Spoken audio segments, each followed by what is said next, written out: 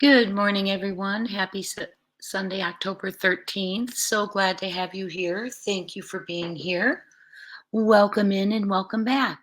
We are discussing the Sebastian Rogers case today, wondering where he is, what we can do to help find him. And I started looking at what law enforcement knew from early on. I began with the Broadcastify dispatch audios to create a timeline. Friends, they knew a lot. Let's take a look. This is Crime Time Buzz. Thank you so much for being here. This is for entertainment purposes only. No allegations are being made. No one is being accused.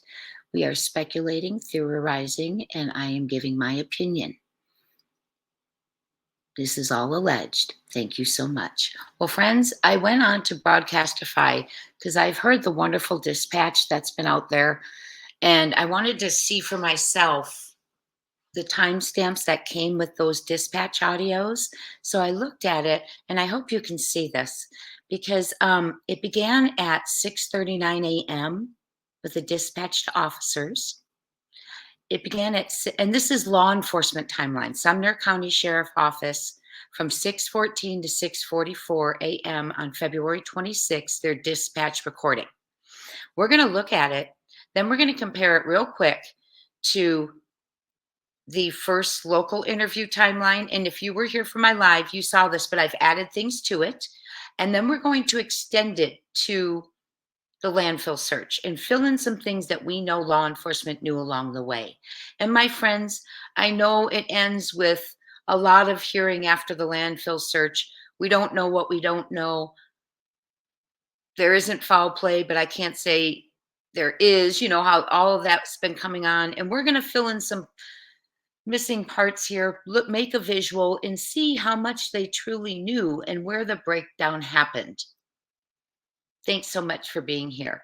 So the dispatch audio from 6:14 to 6:44 a.m. The first dispatch to officers began at 6:39 a.m. Juvenile's mother is driving around the Victoria subdivision in a baby blue Infiniti was at 6:42 a.m. This is on February 26, friends. The first officer heading to the house to see what's going on, do a search of the residence, and go from there was at 6:44 a.m. Long Hollow Baptist Church was checked at 6:56 a.m. Now I begin there. I know I have a couple of other things on this timeline, and I begin there, and I want to show you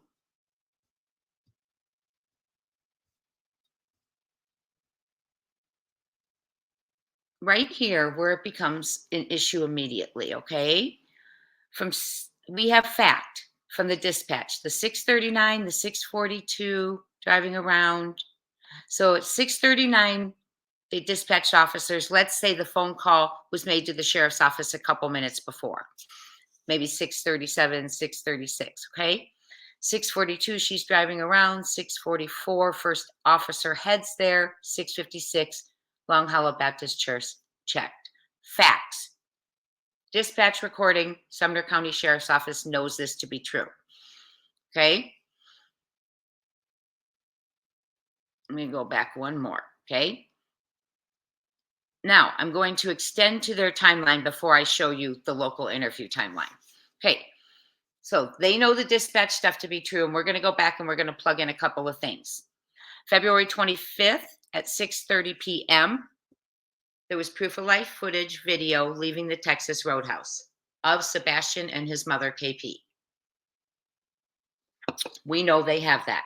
It's been shown to the father. It's been discussed. After that, and I don't know the times on this. If you all do, please shoot me a message. I'd appreciate it. Let's work together to fill this in. A car pulls in the garage. The garage shuts the door, or the door is shut before you can see anyone who is in that vehicle. Someone takes out the trash, but it is too dark to determine from the footage whom it is. Okay, so that's in there. A silhouette was seen on footage, the neighbor's camera, in the window in the early hours. And it was shortly after everyone went to bed, after midnight, in the living room window of Proudfoot house. That was verified on footage, and KP told her best friend that that showed up on the footage, and that person told someone, and that source told me. So that has been verified that there was a silhouette in the window after around midnight after everyone was allegedly in bed. 3 a.m., law enforcement does know that there's lights and activity around Sebastian's home the night he goes missing. They say it's a trash truck, but what I want to say is how many other homes around it had that same light activity reflecting a trash truck? Because you know what? They all get their trash picked up. They should all have that, right? Well, no, I doubt that. So law enforcement knew right on at 3 a.m. there was activity around the home. They saw it on the footage. Okay. A sedan pulls onto Kellen Lane and stays for about 3 to 4 minutes, pulls around to Stafford and heads out. Okay, the light activity's gone. About 3:04 a.m. because the car leaves. One light goes back to Sebastian's house. They see this. Okay. They know this has occurred. And then trash pickup occurs prior to the call to sheriff. The call to sheriff was not to 911. The call was not to 911, was to the sheriff. Now, Sonny Weatherford, the sheriff who has recently passed away and Craddock stepped into his position, he had mentioned that Sebastian went missing prior to the trash being picked up and was reported missing after the trash was picked up. So that was relevant to him. Okay. So we've got that in there. There was trash pickup. There was a call to the sheriff. It's about 6:37, 6:36, however long it took to relay it and her to relay it to the officers. Okay. So we know that. After the Long Hollow Baptist Church is checked at 6:56 a.m., we're going to go to massive search begins, 5-mile radius, 12,000 walking miles. Okay. This is on the 26th, it begins. Well, by this time, we know investigators have talked to the parents or the mother who was home with Sebastian. And so they now know that the house was locked up in the morning when she awakened. And they have now found out who has access to the house, the codes, the keys, the garage clicker. And so by now we know that that is KPCP. Sebastian knows the two codes on the two doors, and then immediate family. Immediate family was not clarified on Nancy Grace who that was meant, but law enforcement now knows. Okay, on February 26th, who has access to that locked house and who has access to relock it. Okay. The Amber Alert sounded on February 27th, so they know a lot in here. Okay, the Amber Alerts, but not, not a lot of evidence, but a lot of, things that are popping up, right? Okay. February 27th, an Amber Alert is sounded. Somewhere, okay, the search is continuing, massive. We have horseback, we have divers, ATVs, drones, helicopters, you name it. Okay, walking searchers. That went on and on and on. A 5-mile radius, 12,000 walking miles. And somewhere in there, somewhere in there, law enforcement is aware that there was a 17-hour trip to Memphis to pick up an RV. I don't know that exact time and date, but I have it there because they know. Okay. Law enforcement also knows grandparents drove to Washington shortly after the disappearance. And then there was a flight from Washington to Alaska. Okay. So where those are on the timeline, I do not know. But law enforcement knew this. These are the things they knew. Okay. And the search had great integrity. A lot of faith in what was happening. I have to say we agree with that. Okay. March 3rd, in comes the first Proudfoot YouTube interview. First interview ever is on YouTube. March 4th, first local news interview by the Proudfoots. And I want to show you the timeline they revealed. This is the first local news timeline ever given by the Proudfoots. Okay. First of all, I want to bring to your attention, no specific times were given in the whole interview, only events until KP was asked what time she went into his bedroom and he was not there. And she responded 6 a.m. But before that, it was said he wasn't, I went in his room and he wasn't there. Within 3 minutes, I was on the phone with my husband.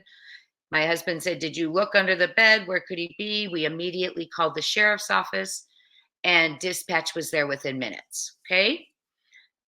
Then when asked, 6 o'clock was put in. So that's where we could go with the rest of the timeline. 6 a.m., not there. Within 3 minutes on the phone with CP. So that's 6:03 a.m. Did you look under the bed? I'm giving grace of about 3 minutes. What happened? You don't talk about it. 6:06, call the sheriff immediately. It could have been sooner because he said immediately. 2 minutes to report it. Between 6:06, 6:08, dispatching, notifying the officers. Because I gave them 2 minutes up here to call before the dispatching of the officers at 6:39, which is the actual footage, facts. So now we know local law enforcement has heard this interview on March 4th. And if you look at when their timeline has officers probably being notified at 6:08 a.m. Okay.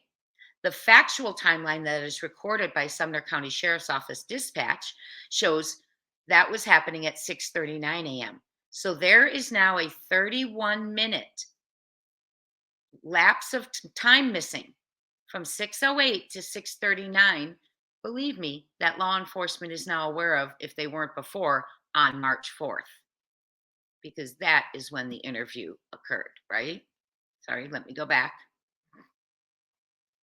Okay, so let's fill in a few blanks.